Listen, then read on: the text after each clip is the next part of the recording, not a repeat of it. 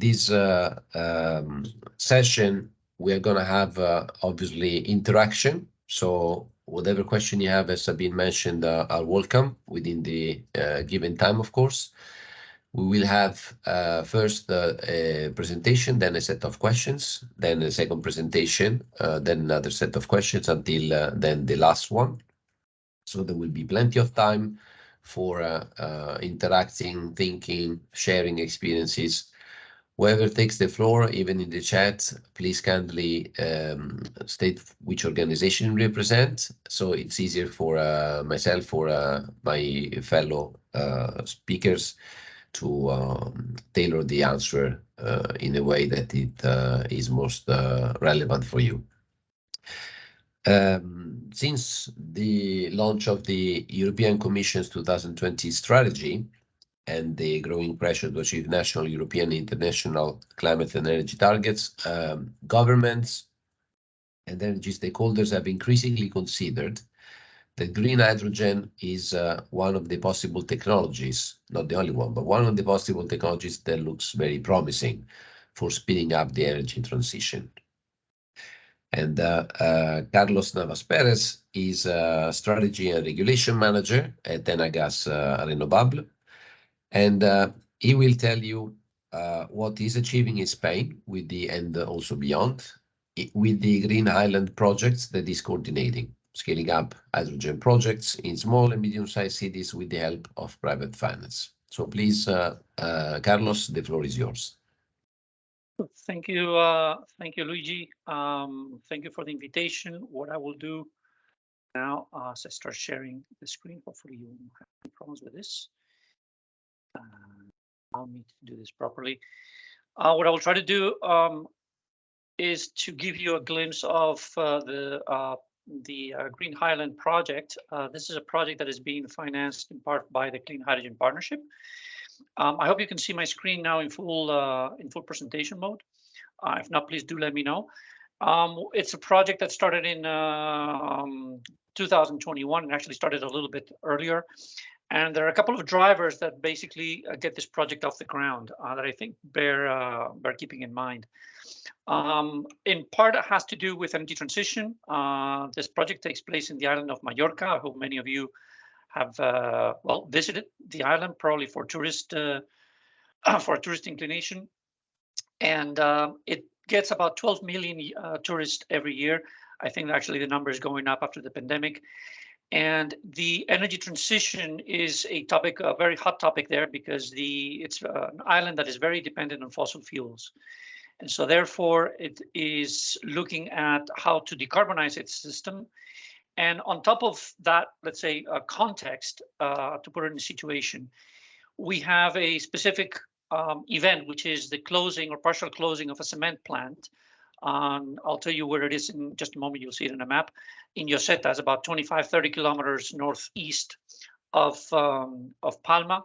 And that essentially drives a set of conversations about how to do a bit of industrial reconversion. Take those jobs, take that land, and see if you can do something with it. At the end of which the idea comes out that a number of private partners and public partners decided it would be an excellent idea to develop a hydrogen ecosystem, which can be replicated in other islands and perhaps in other places that don't necessarily have to be islands in the European Union and beyond. As a result of that, the concept that is developed is shown here in the slide. You have some new photovoltaic plants that provide green electricity to a hydrogen production plant, about 300 tons per year in Lloseta. I'll show you where that is in a moment. And that production of clean hydrogen then gets, let's say, shared or allocated to a number of different final applications. Some of them, as you see on the right-hand side of the screen, have to do with mobility. You see a hydrogen refueling station that provides and fuels hydrogen to a fleet of buses, 5 of them specifically in the city of Palma, and also a fleet of cars that also would be in Palma. And then as you go, let's say, clockwise, you will see that you have some commercial combined heat and power applications, both in a hotel in Palma that requires both electricity and heat, and primary power system for a terminal in the port of Palma, a ferry terminal in the port of Palma.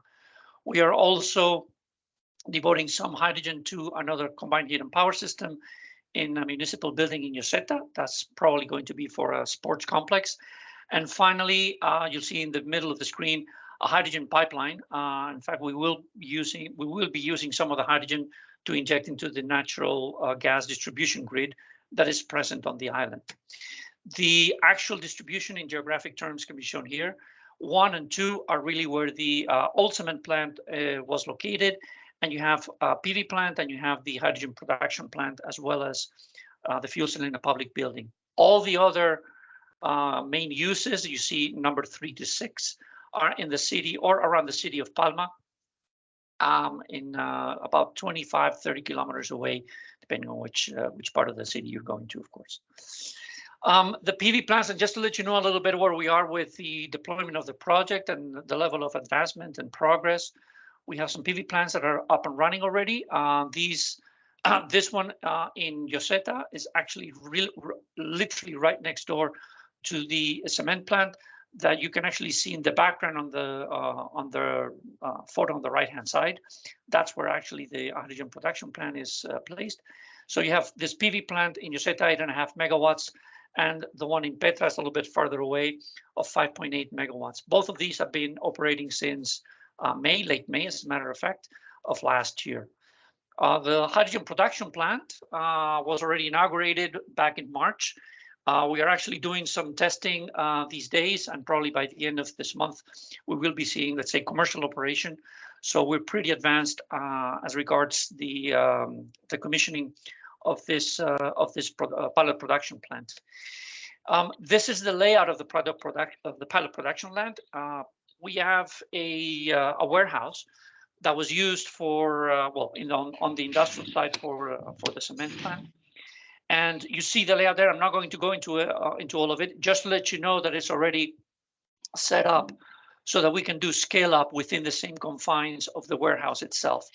We are using an electrolyzer that has 2.5 megawatts worth of power and compressors for 330 bars, which will then refuel, or in fact fill up a tube trailer or 2 trailers, because we have a small fleet of them, 2 or 3 of them, carrying about half a ton each of clean hydrogen and about 300 bars of nominal pressure, then to every single one of the applications that I showed a little bit earlier.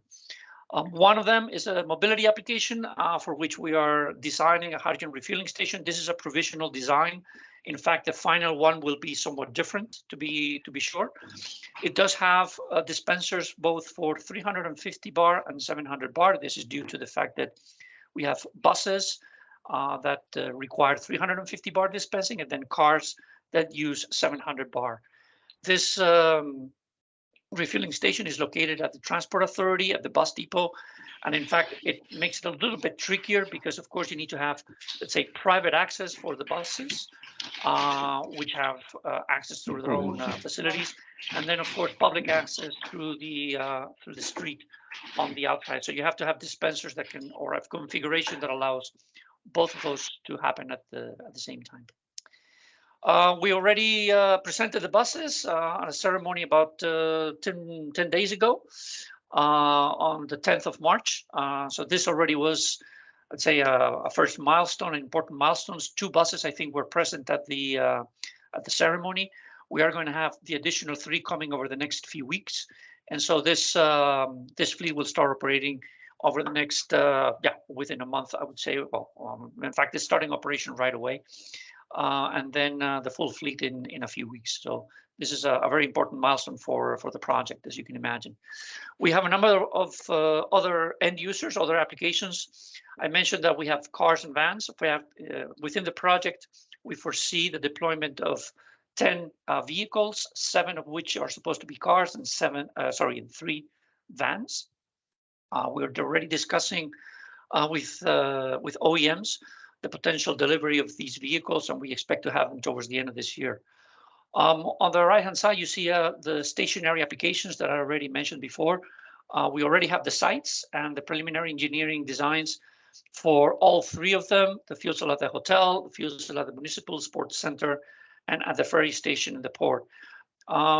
particularly the ones for the hotel and the ferry station. We are about to start the procurement shortly. We expect that to be done soon. And then once we award the contract, the delivery should be within, hopefully within this year, if not latest at the very beginning of next year. The municipal sports center is a little bit lagging behind, but not too much, just a couple of months. So hopefully we will be able to get the launching of the procurement towards, let's say, May, June, and then hopefully we'll get the delivery of the fuel cell, perhaps probably more, that would be in 2024, early 2024. We also have advanced plans for the hydrogen injection into the natural gas distribution network. That's already gone through a number of designs, and in fact is going through a public consultation process whereby the route that is designed for the pipeline has to go through, well, public consultation, meaning anybody who may be affected has something to say, leading to some last minute changes, which is what we're doing right now. Hopefully this natural gas distribution injection into the natural gas distribution, sorry, should be up and running towards, I say probably after the summer of this year. So that's how we're doing with regards to the deployment. In terms of the other aspects of the project that I think are quite important and that we're putting a lot of attention on are for instance, the replication of the hydrogen ecosystem to other island territories and beyond. So we already have a number of observers, participants within the project already, and these are partners that get to see, let's say, firsthand what is going on within the project. And get to follow it and hopefully replicate all or parts of it in their own territories within in the near future. Some additional figures are provided here in the slide. I don't want to go through all of these. There are probably too many, but just to let you know that the avoided carbon footprint that we intend to achieve by the end of the project will be 21,000 tons per year. And create new employment. In fact, we've already created a brand new company with an employee, hopefully to grow within the next few months and years. We are also developing a roadmap at the regional level. The partners are putting together an estimated investment of about 50 million euro, out of which, as I mentioned earlier, the Clean Hydrogen Partnership is providing 10 million euro, and an additional 2.5 million are coming from the IDAE, which is the energy agency in Spain, to help the PV plants. This is a large project. We have a consortium of 30 partners, all of whom are dedicated to various aspects of the project. I have placed a little bit more emphasis on the infrastructure part of it. You see the partners that are most involved there. But certainly there are other aspects that we put a lot of attention to. One of them is the studies for hydrogen in the maritime sector. That's already, as you can imagine, this is an island, so this is a very important part of it. Clearly, the hydrogen roadmap towards 2050, the maritime sector is a part of it, as you can imagine. The creation and analysis of impact and development of the business models, that's also an important part of it, because we want to see how the replication can take place. And of course, developing clear and viable and robust business models are very important. Scaling up and replication, I already mentioned, this is something we want to put a lot of attention to, together with the communication and dissemination efforts in forums just like this one, like today's, and hopefully get to spread the word on the status of this particular project, this particular Hydrogen Valley, and offer our help and support as much as that is possible to see other projects, similar ones, get off the ground in other parts of Europe and even beyond that. So we're doing a lot of work on that, and we have already made it clear that we will continue to do so, because we realize that there's a lot of interest in this, and it's only going to go to continue, of course. So I don't have any other information on this. We have some information available on social networks and a website. Do feel free to let us know if you have any questions and to reach out to us so we can help you. And of course, I remain available for your questions right now. Thank you. Thank you very much, Carlos. A very inspiring and interesting presentation. I think we first go through all the three presentations, and then, because I don't see any questions coming on the chat, and then so we leave some time to the participants to put their thoughts in order and come with questions. And then we'll have at the end some time for addressing all of them. So going to the next presentation, together with cities, businesses, academia, civil society, and public authorities, Viable Cities works to create ecologically, economically, and socially sustainable cities.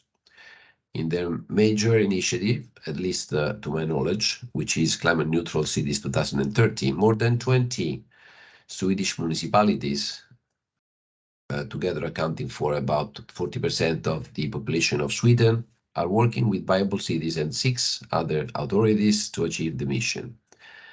Their central tool is the Climate Contract 2030. Patrik Rydén is our next speaker. Welcome, Patrik. He's project manager at the Lund University. I'm quite happy to have you here today. I also studied at the Lund University, by the way. And these collaboration strategies at Viable Cities, where he coordinates the work with their over 100 member organizations. So let us all hear what he has to present about Viable Cities' experience in promoting climate neutral cities. Please, Patrik, the floor is yours. Thank you very much for that introduction, Luigi. And very interesting to hear that you have studied as well at Lund University in southern Sweden. So really nice to hear that. And thank you also for giving us the opportunity to present the Viable Cities at this event. Unfortunately, our program director, Olga Kordas, she couldn't make it today. So you have to settle with me for giving this presentation. And I will give you a short presentation of this strategic innovation program in Sweden that's called Viable Cities. And it's actually one out of 17 strategic innovation programs that we have in Sweden. And all of them representing different areas of strategic importance for Sweden. And Viable Cities being the final one of those investments that have been made. And with a focus then on the cities and the future cities and climate neutral cities. And it's funded by 3 different agencies, governmental agencies. It's the Swedish Innovation Agency, Vinnova. It's the Swedish Energy Agency and the Formas that they fund the different development and innovation projects. So we have this strategic innovation program started back in 2017, 2018, approximately. We have initiated a couple of projects connecting about 200 different partners. We have a member base, both representatives from the private sector, both large-scale companies, international companies, also small, medium-sized companies. We also have, of course, the cities in our member network, and we also have small-scale organizations. We have a budget of approximately 100 million euros until 2030. 50% of that funding comes from the Swedish Energy Agency, and the rest, the other 50%, comes from the activities that we do and the projects that we finance. So I would say quite early in the program, we stated a mission for Viable Cities, and is climate neutral cities by the year 2030, as Luigi mentioned, but also with a good life for all within the planetary boundaries. And of course, what we realized then was that transition must happen a lot faster, and transformative system change is needed in order to reach that mission of becoming climate neutral cities by the year 2030. How do we do that, and how do we reach that? I would say in the beginning of our program, we started quite traditionally. We funded the different R&D projects,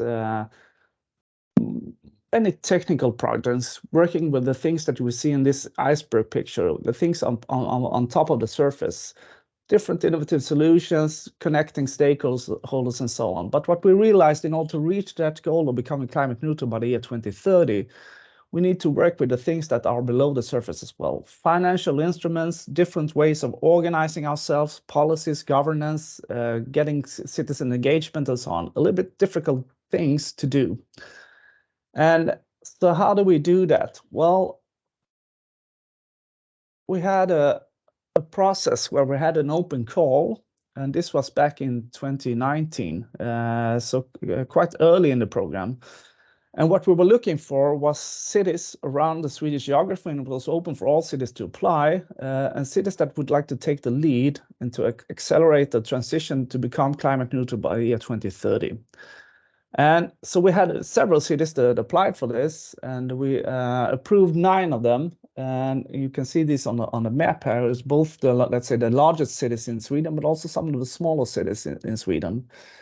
And to each city, it was also mandatory for them to have what we back then called innovation teams. Now we call it transition teams. And what that was that for each city, you should have representatives from different departments in the municipality. And the municipality also need to connect the city to both the research institutes and also to keep private stakeholders in the cities. They had to be included in the innovation team or in the transition team, as we later call it, in order to help that process of the city becoming climate neutral by the year 2030. So that was something, a different way of looking at it. We said that although the city had to also take the responsibility, the municipality has to take the responsibility of the city's journey towards becoming climate neutral, and also include the actions required, not only in the municipality's own organization. We sometimes say in order for a city to be climate neutral, maybe 20-25% of the investments should come from the municipality. The rest have to come from somewhere else. So it's what's important for us that they have to include, let's say, the key stakeholders in the city. So this is something that we worked with since 2019. We also back then already realized that the cities work with quite similar problems and similar challenges.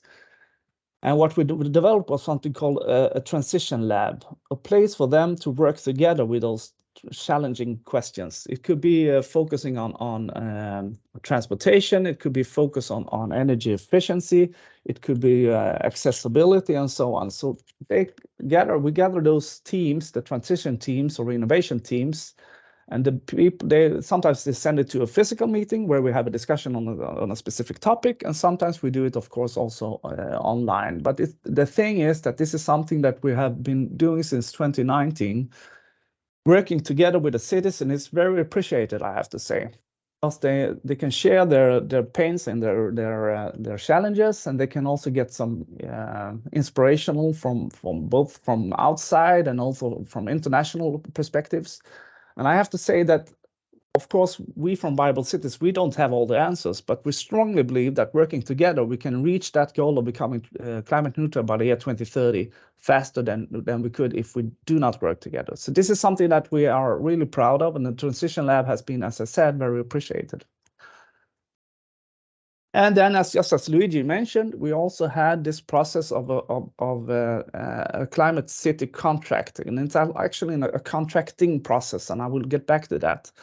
So the climate city contract is some kind of it's a collaboration or cooperation between both the national level and the local authorities. For each city, they have to make a list of what kind of actions is required for that city in order for them to become climate neutral by the year 2030. And it's signed by the city mayor, and on the other hand, it's also signed by several governments. You mentioned 6, Luigi. In the beginning we had 4. So they also have to sign this, and what kind of actions is required from the government in order to help and assist that process of becoming climate neutral in the city by the year 2030. And there on the picture, you can also, this is the first climate city contract, was signed in 2020. You can see Olga Kordas on the pictures. It's also signed by Viable Cities. And then you have 9 happy mayors and some general directors from the agencies in Sweden online. And as I said, this is a contracting process. That means that we try to sharpen this contract each year. So this is not a one-time contract. Each year and each December, we have to make this contract a little bit sharper, include more actions, make it a little bit more specific. So this is something where that also has been appreciated by the cities. They don't have to make the perfect contract all at once. They start at some point, depending on where the city is, and then we make this sharper each year. So this is, let's say, a contracting process where each December we make a new contract, and it's signed by all the mayors and also signed by the government, the general directors.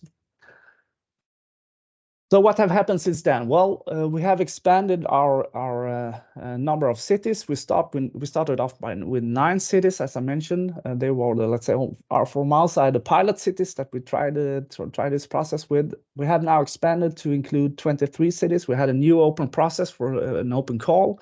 Cities had to apply. We could approve 23 of those cities applications, so they are now included in this process of viable cities. And just as Luigi mentioned, those 23 municipalities, they represent approximately 40% of the Swedish population. So we have a potential really quite good outreach of this activity that we have in viable cities. And all the blue one that you see, we have been working with since 2019, and then the pink one are the new ones, the 40 new ones that we are working with now as well. So in total, 23 municipalities. And last year, at 8th of December, we had the new contract signed, and it was also signed. And we also had, as Luigi mentioned, we had new general directors and new agencies adding to this process. We had both the Traffic Authority also join the process, and the Swedish Environmental Protection Agency also joined. And as I said, 23 majors that signed this contract back in December of 8th. You can see all the Climate City contracts there on our webpage. We are also translated most of them, I think actually all of them, into English. So you don't have to learn Swedish in order to see the content of those Climate City contracts. So that was a really short presentation of viable cities, and I'm looking forward for having your questions. Thank you so much, Patrik. Very clear and very inspiring and very comprehensive to show also the progression and how more cities are picking up this model. I have just a quick question for you before I leave the floor to Rogério in a second. What do you think was the element that made it possible for you to move from the first wave into a much larger wave, from 9 cities up to now the 23?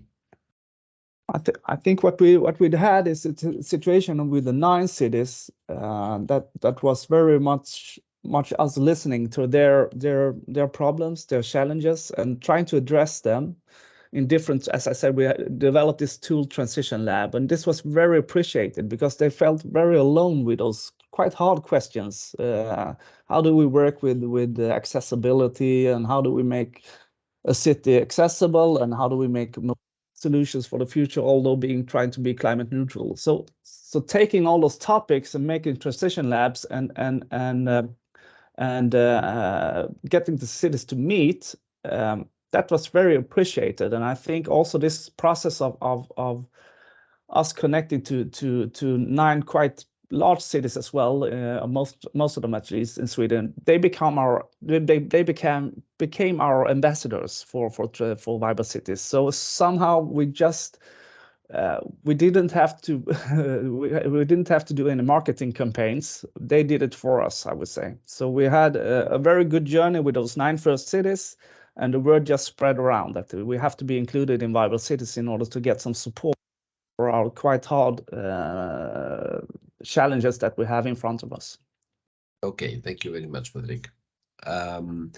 So now the third presentation that you will hear is from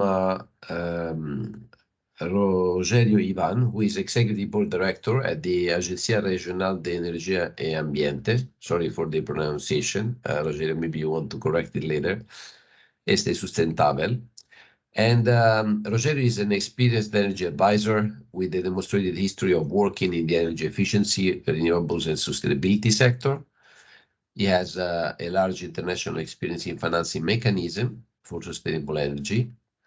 And what he will present to you today is one of the largest IP-led projects in the world and the pioneer in the intermunicipal financing models. So the Streetlight Oeste-led IP project. Please, Rogério, the floor is yours. I first need probably to mute microphone. Now it works. Yes, now it works. Yes. Good morning, everyone.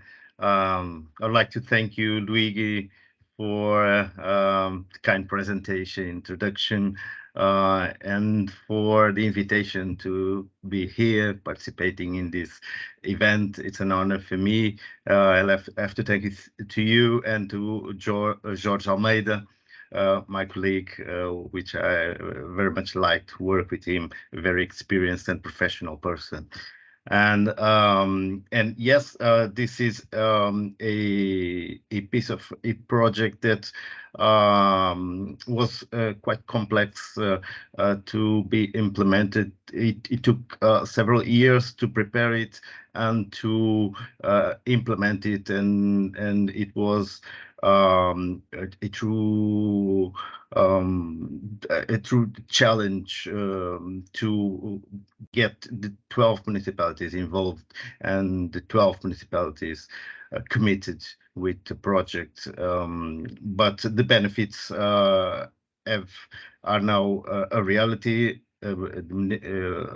Each of the municipalities that was a beneficiary of the project can now look at their energy bills at the end of each month or at the end of the year and see huge savings that they could obtain, and they can look at the streets they have, and they can have a more bright, more cold streets at night. And it was a great project that we were fulfilled with it. So let me introduce you a little.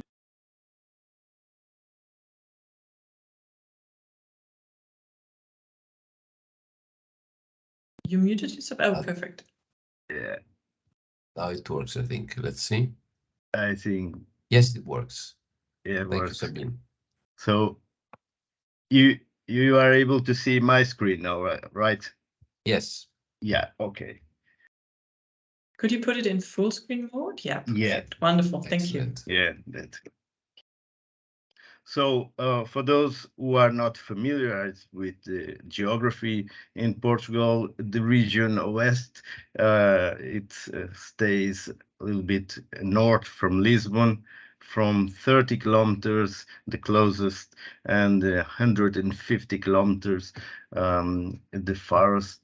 But probably you have heard about some features that happen in the region. For example, the surfing is the capital of surfing in Portugal, and probably one of the hottest spots in Europe and in the world for sure. Nazaré has the biggest wave ever ridden, with the world record of more than 30 meters. I don't know exactly how high was that, but it's probably much higher than a 10-storage building, and it's massive. I've been there, and I would suggest to any of you to be there once. The hugest waves are in between October and November, so yeah, take the opportunity. The region is comprised by 12 municipalities with a population of 365 roughly, and has in main features in wine and fruit production, but with a historical heritage of wind usage. And today it represents nearly 10% of the national production in Portugal. So in 2010, the 12 municipalities joined together to create the energy agency. It's a regional energy agency and environmental agency as well. So the main objective of the agency was to support the local governments in implementing all this strategy, this European commitments, European strategy towards climate, towards energy efficiency, towards sustainable energy. So we at the agency specialized in finding innovative financing mechanisms to support the projects for the municipalities, because they wouldn't have the structure and they wouldn't have the knowledge for that. And we use that as a market facilitation in order to make it easier to promote the projects for municipalities, bring private investors, and to try to find opportunities in finding public financing programs for the opportunities with sustainable energy, both in terms of energy efficiency and renewable energy. As mentioned before, the territory is rich in natural resources for energy. Wind is one of them, sun is another one, but biomass and many others can be used and can have a huge potential for this. So one of the first steps of the agency was to identify what would be the priorities in terms of intervention, in terms of actions to reduce the energy bill of municipalities. So street lighting was definitely one of the major and priorities in terms of that. But the Conference of Mayors, a commitment to be in line with what were the European commitments in terms of local action. And therefore, most of municipalities signed the Covenant of Mayors and have developed a sustainable action plan, which today is being updated for a CCAP, a Sustainable Energy and Climate Action Plan, in order to be in line and update what are the targets for 2030 and for the carbon neutrality as well. So overall, in a brief balance in these 12, 13 years, it was possible with more than 100 activities and projects to reduce more than 15,000 tons of CO2 in the 12 municipalities. In terms of energy savings, cost savings, approximately 30 million in bringing private finance and national and public European programs as well. So in terms of annual savings, I was mentioning 3 to 4 million a year, which was a great deal for municipalities. So this is a glance of what was the first street replaced with LED technology in the region. So as I mentioned, they could not only benefit with a shorter energy bill, but also with a better view. Not that this is a beautiful landscape, but overall the colors are much more enhanced and can be more visible. So we are doing work now throughout all the territory that had luminaire replaced to see the before and after. We will make a publication of that, like a brochure, in order to provide this answers to people that cannot perceive at a first stance. So an historical perspective of this, the first public spaces illuminated were found in documentation, obviously, in ancient Greece and the Roman Empire with oil lamps. So we had a huge, obviously, a huge progression when in the 19th century, the electric street lighting was inaugurated in Paris. That's why Paris is known as the city of lights. So a perspective of the street lighting in the world, what you see from space is essentially street lighting. And today, probably today and in the future, we will have the opportunity to see less lighting pollution like we see in this picture. So in our case, when we first made an evaluation of costs of the impact of street lighting in the energy bills of municipalities, we could see that in a few of them we had a weight of more than 80% on the final energy bill of the whole municipal activity or of the whole local authority activity. So overall, in average, nearly 70% of the energy costs were related with street lighting. So this would mean approximately 7 million euros a year. And with the LED project, we were able today to reduce that to 4 million. And in a business as usual scenario, if we wouldn't do anything, the cost today would be 17 million. So if we want to compare and have identify the real benefits, we can see here 13 million a year that could be saved from that. But because we were able to join the 12 municipalities together, we got and gained other benefits. One of that was the scale of the project. The bigger the scale of the project, the major the benefits in terms of investment, the cheaper would be the investment, and more. And because we choose the model of energy service companies, the ESCO model, to finance the project, we were able to better negotiate and get a bigger share of savings for the public side, for municipalities. In our case, it reached nearly 60% of the savings that were obtained from the projects are being driven for the municipalities. In most of the cases in Portugal, and we see here most of the ESCO projects with street lighting, the average obtained was 25%.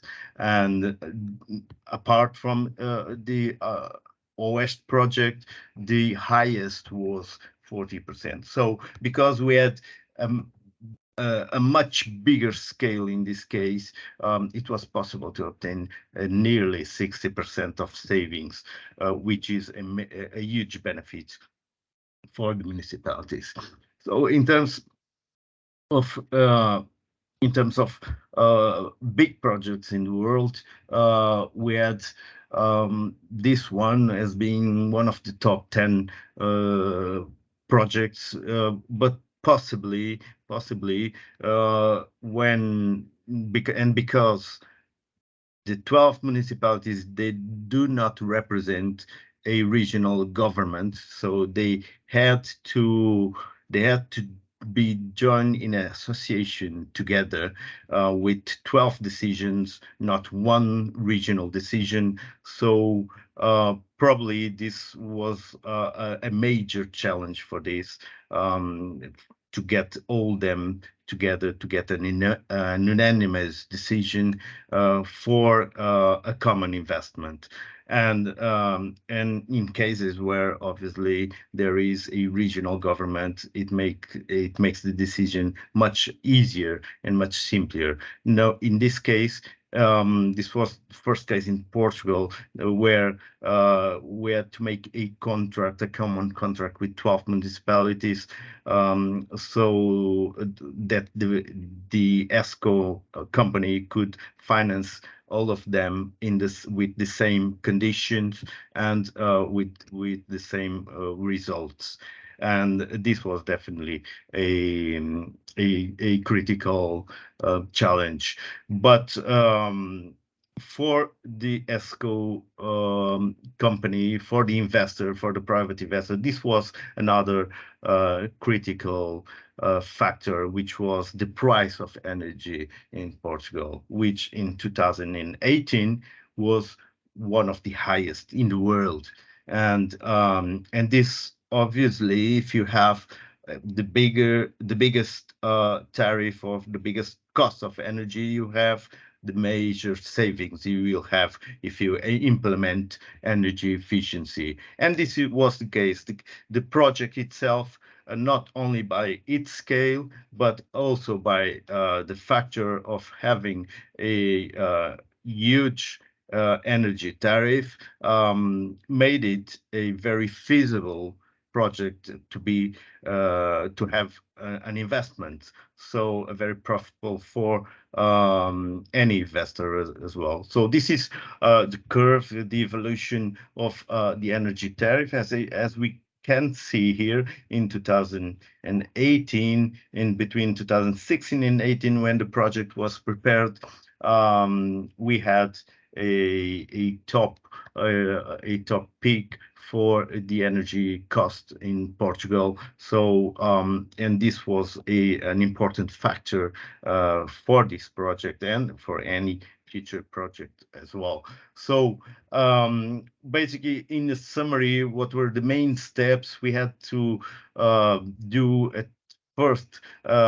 Define a strategy for the project and make the feasibility studies to see and to evaluate whether if the investment could be made through private financing or own capital or even national funds. So we had more than 100 meetings with potential partners and stakeholders, more than 70 meetings with the national regulation bodies and with the concessionaire, very important for the process. And then obviously the result was a bit longer tender process, and because it was a pioneer project with 12 contracts in 12 municipalities, we had a little bit more time to be evaluated by the financial authority court at national level. So these are some basic facts. I won't go through them, but they will be available on the presentation that I will later send.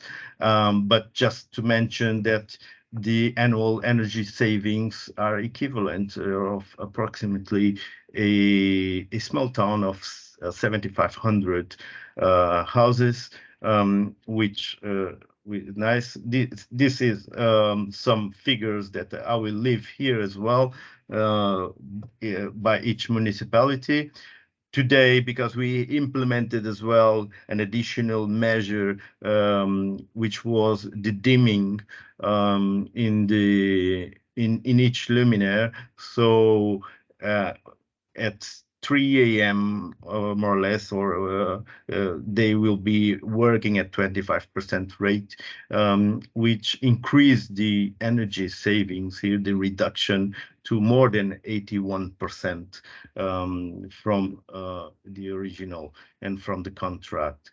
So this I won't go through. The implementation plan were approximately 6 months, a little bit less than 6 months actually, which was surprisingly fast, because at first when we were evaluating the project and doing the feasibility studies, we were considering 2 years for this, and we were able to do it in 6 months.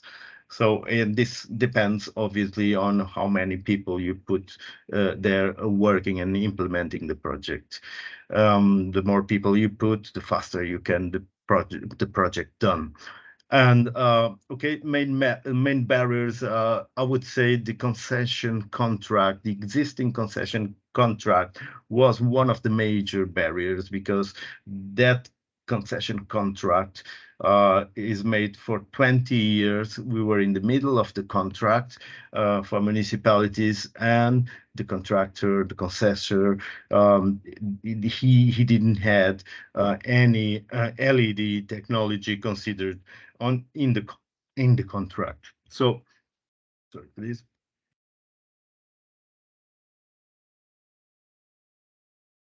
So we had to negotiate with them for introducing the LED technology in this. Otherwise, we would have to wait another probably 10 years for implementing the project, with a daily cost for not implementing of more than 10,000 euros daily.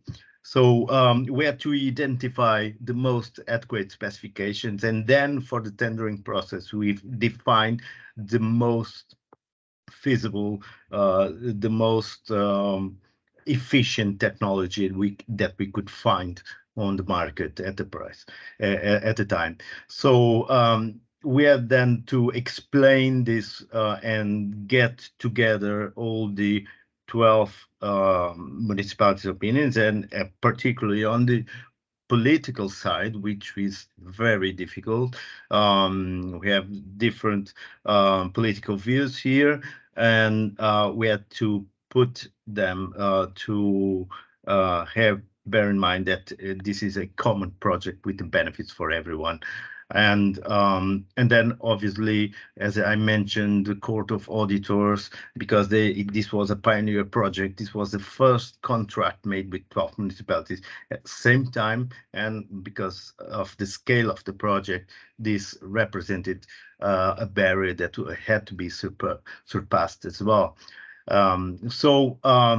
These were the main drives of the project, and I will leave here with some pictures of the project as well to see the differences between the before and the after.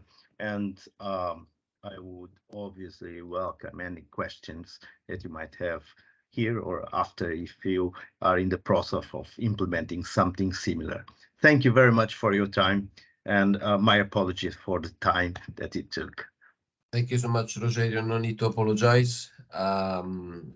So yeah, indeed, it is higher than 30 meters, the waves that you can surf if you are skilled enough in Oeste, but it's preferable to watch, perhaps. And I've never dared to. Yeah, and the wave, let's say, that is so high in Portugal, it was also very high in terms of replicability in Sweden with the example of viable cities. We have also presented before with Carlos the interesting project potentially of another good wave for the green transition in the domain of hydrogen. And we have Piotr, one of our participants, with a question that he kindly shared in the chat. So Piotr, I don't know if you want to ask your question, if you prefer that I share it. It is for all of you. Basically, the question is about how you move from a strategy, a plan, as it was the case for Oeste, because they had already a strategy before. It was the case also for the example of the Green Island, because there was also there a, let's say, political and strategic framework underpinning the overall initiative. And it is also the case very much for Sweden, with the example that is totally replicable, and the attention that of the Commission is also for the near future very much into climate city contracts. So it is three interesting examples of different level of maturity of solutions and applications for going neutral. Piotr, I don't know if you want to take the floor. No, thanks. I would just like to listen some kind of ideas, maybe a short answer or maybe vision, how we can do that, yeah, regarding the integration between parties, because the production of the energy is a little different side than inhabitants and users within the city, within the municipality, yeah. So in my opinion, I am looking at actual project regarding net zero cities approaches, where the climate city contract or some soft parts of the agreements between stakeholders and actors is much more important than thinking about the hardware installation within the city or generate some new project regarding, for example, hydrogen. Of course, the hydrogen approach and technology is a very important part to build sustainable approaches for net zero cities. But how we can do that? Because for me, I have some difficulties on the market when the people from the hardware part is not open to discuss deeply how we can configure these challenges regarding net zero city, the total decarbonization, not only on the production of the energies, but also including the consumption. That means users, the communities, the total different models, usage of energy and payment for the energy, something like that. Thank you. Thank you, Piotr. So, Carlos first, if you like, and then Patrik, and then Rogério. Sure. Thank you for the question, Piotr, and I think it's a very relevant one. I can assure you that at the local level, there's a fair amount of discussion in terms of how to integrate all of these ideas. I don't think anybody's under any illusions that you can just simply develop a project, buy hardware, install hardware, and run the system to produce hydrogen, and that's it. In fact, this particular project was put together with the idea to catalyze I would say a discussion to first of all, to demonstrate what hydrogen can do at a small level, and second, to develop a hydrogen roadmap. Where you develop a hydrogen roadmap for the region, the very first thing we do is to look at potential demand scenarios, where we know that the situation today won't be the same in the future. In 2030, 2040, and 2050, clearly the demand outlook and the profiles are going to be very different. People's, let's say, way of life might change. You may require less use of the private car, more use of public transportation, for instance. That's one example. And that's just to by way of illustration. So we take all of that into consideration when we actually develop the model and the roadmap.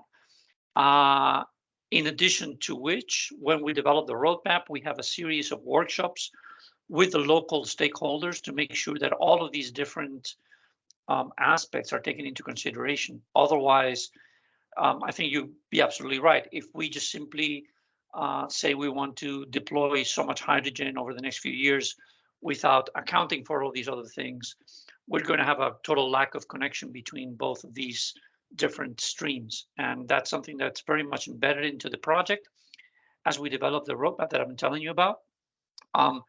In particular, the deployment that we're doing here is to really demonstrate that the technology works and that you can have one production center that actually has a variety of final users, and to demonstrate how to design the system and get the logistics right so that you can actually do that effectively.